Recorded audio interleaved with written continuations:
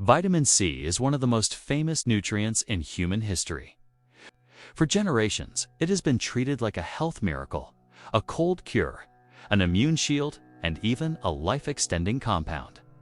It dominates pharmacy aisles, appears in countless drinks and gummies, and is often the very first supplement people ever take. For many, vitamin C feels like a safety net, something harmless and protective that can be taken just in case. But behind that comforting image is a much more complicated scientific reality. Vitamin C is essential for survival, yet its real benefits are far smaller than what most people have been led to believe. Over decades, it has quietly become the most overrated vitamin in modern health culture. The rise of vitamin C began with a very real medical breakthrough. In the age of global exploration, sailors were dying by the thousands from a mysterious disease called scurvy. Their gums bled, their teeth fell out, wounds would not heal, and many eventually died from internal bleeding. It was eventually discovered that citrus fruits could prevent and reverse this deadly condition. Lemons and limes saved lives, and later science identified the responsible compound as ascorbic acid. Now known as vitamin C, this discovery rightfully earned vitamin C a reputation as a life-saving nutrient. Without it, the human body truly begins to fall apart at the cellular level. For a time, vitamin C's reputation was entirely deserved. The problem came when society made the leap from prevents scurvy to prevents all illness. That leap was not supported by biology, but it spread through cultural enthusiasm, fear of disease, and eventually commercial marketing. In the 1970s, a Nobel Prize-winning chemist named Linus Pauling dramatically accelerated this transformation. Pauling claimed that massive doses of vitamin C could prevent colds, shorten illness, extend lifespan, and even help fight cancer. Because of his scientific fame, these ideas spread rapidly and were widely accepted by the public. Supplement companies capitalized on this momentum, and vitamin C sales exploded worldwide. However, as larger and better designed clinical trials were conducted over the following decades, most of Pauling's dramatic claims failed to hold up. The protective effects were far weaker than promised, inconsistent, or non-existent. But by that time, the myth was already rooted deep in public consciousness.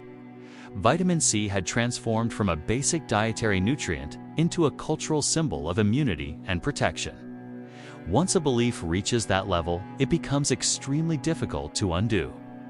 Today, most people believe that vitamin C prevents colds, cures infections faster, powerfully boosts immunity, creates instant illness protection, works better at higher doses, is harmless at any amount, detoxifies the body, prevents cancer, slows aging, increases energy, and dramatically improves skin health.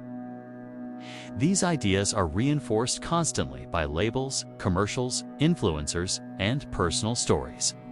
Yet when these claims are tested against controlled scientific evidence, the gap between belief and reality becomes striking.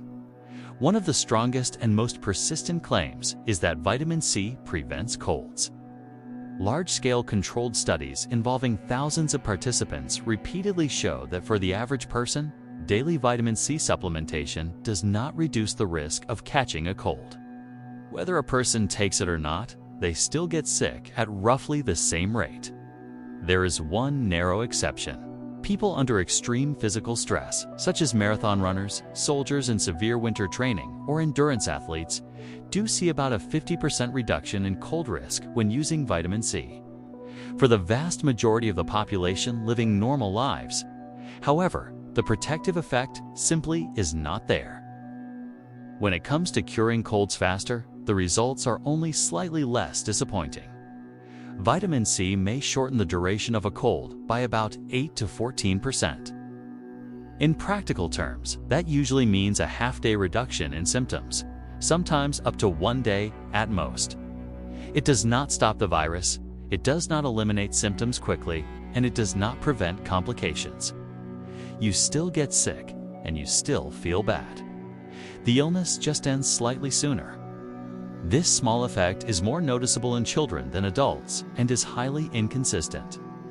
The dramatic recoveries people attribute to vitamin C are almost always the normal course of viral illness or the result of placebo effects. The popular idea that vitamin C boosts immunity is also deeply misunderstood. The immune system is not something that can be turned up like a volume knob. It operates within narrow biological limits. Vitamin C does help immune cells function normally and protects them from oxidative damage, but this only matters when a person is deficient.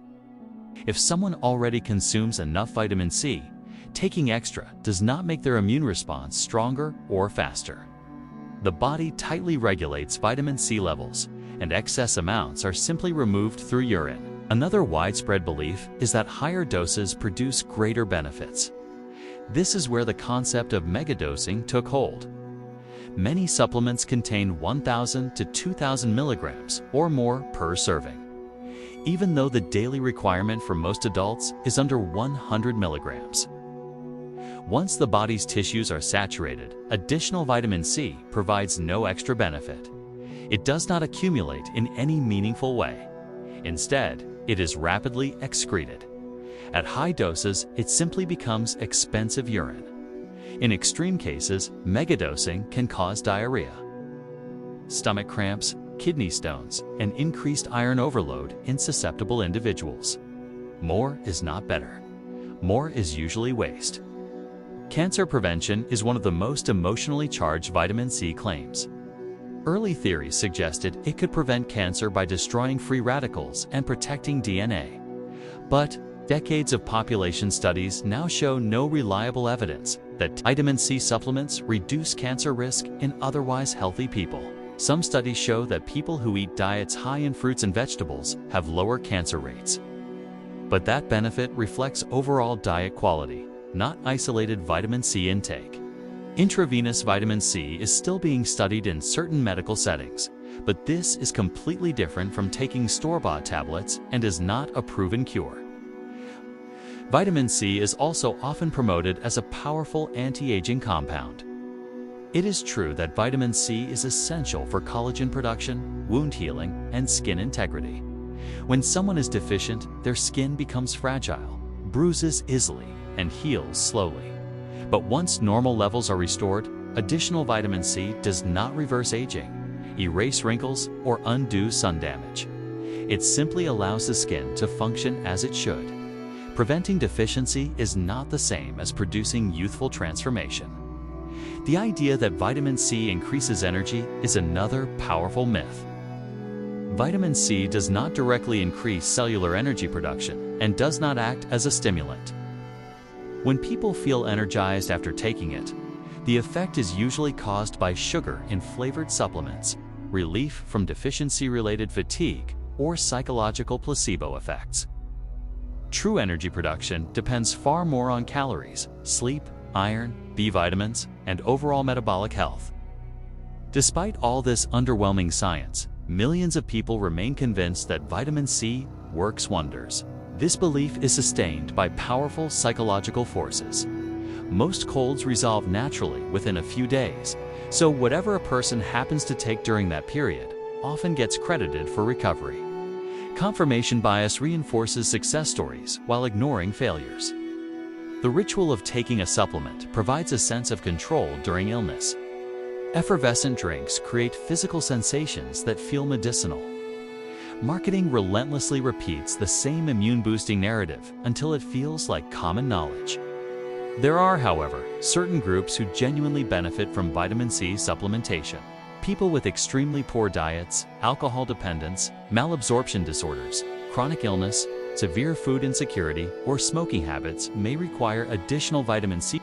Smokers in particular burn through vitamin C faster due to increased oxidative stress.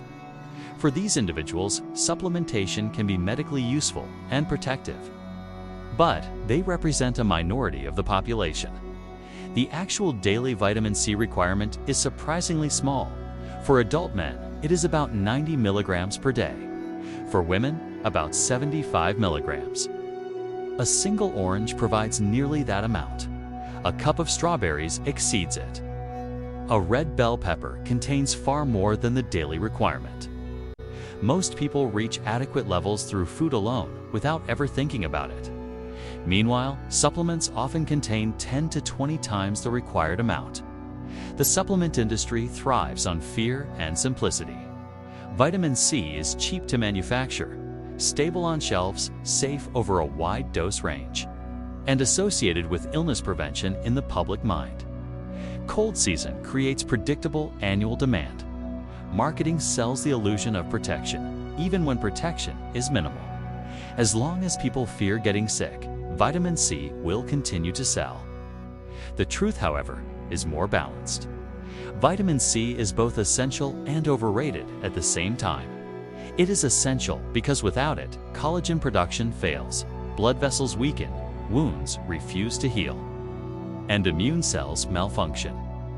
It is overrated because people expect it to prevent disease, boost immunity beyond natural limits, cure infections, and compensate for poor lifestyle habits. Vitamin C prevents deficiency damage. It does not provide superhuman health. One of the most damaging misconceptions is the idea of immune boosting itself. The goal of the immune system is balance, not constant maximum activation. An overactive immune system causes allergies, autoimmune disease, and chronic inflammation. The goal is normal function, not constant stimulation. Vitamin C helps maintain that baseline. It does not transform it. Vitamin C survived scientific debunking because it is rooted in both truth and emotional experience. It truly is essential. People truly do recover from illness naturally after taking it. It truly is harmless at moderate doses, and it truly is profitable. These three things together have allowed vitamin C to retain its legendary status despite decades of lukewarm clinical results. In the end, vitamin C stands as one of the most misunderstood nutrients in modern health culture. It deserves respect for preventing scurvy and enabling basic biological function. It does not deserve its reputation as a cure-all. It is not a shield, not a shortcut, and not a replacement for sleep. Nutrition, exercise, stress control, and overall metabolic health. It maintains health. It does not create it. And that is why, in a world overflowing with health myths, vitamin C remains the most overrated vitamin of them all.